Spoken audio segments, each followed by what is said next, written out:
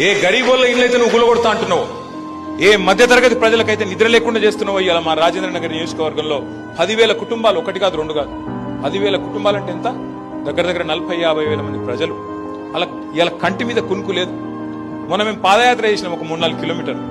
Promise చెప్తున్నా, చిన్న చిన్న పిల్లలు, ఒక చిన్న పిల్లగాడు వచ్చి అంకిల్ నా కిడ్నీ బ్యాంక్ తీసుకో, రేవంత్ రెడ్డికి ఇయ్యు, ఈ పైసలు తీసుకొని జర మా ఇల్లు ఇడిచిపెట్టినాను అన్నాడు.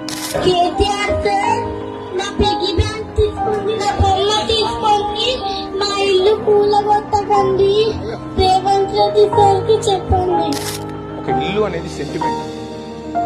జీవితం అంతా కష్టపడి గరీబోళ్ళు, మధ్యతరగతి ప్రజలు పైసా కూడబెట్టి లోన్లు తెచ్చుకొని ఈఎంఐలు కట్టుకుంటా ఇల్లు కట్టుకుంటా.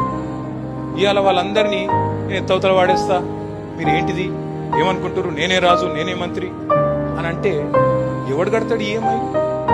20 ఏళ్ళు ఉన్నాయి ఈఎంఐలు కట్టేది, ఎవడు కడతాడు? రేవంత్ రెడ్డి కడతాడా? తర్వాత వచ్చే ఎవడు కట్టాలి? ఇంత అన్యాయంగా, ఇంత నిర్దాక్షిణ్యంగా, దయ లేకుండా, ఇంత హీనాతిహీనంగా ఒక ముఖ్యమంత్రి, ఒక ప్రభుత్వం వ్యవహారం చేయవచ్చునా?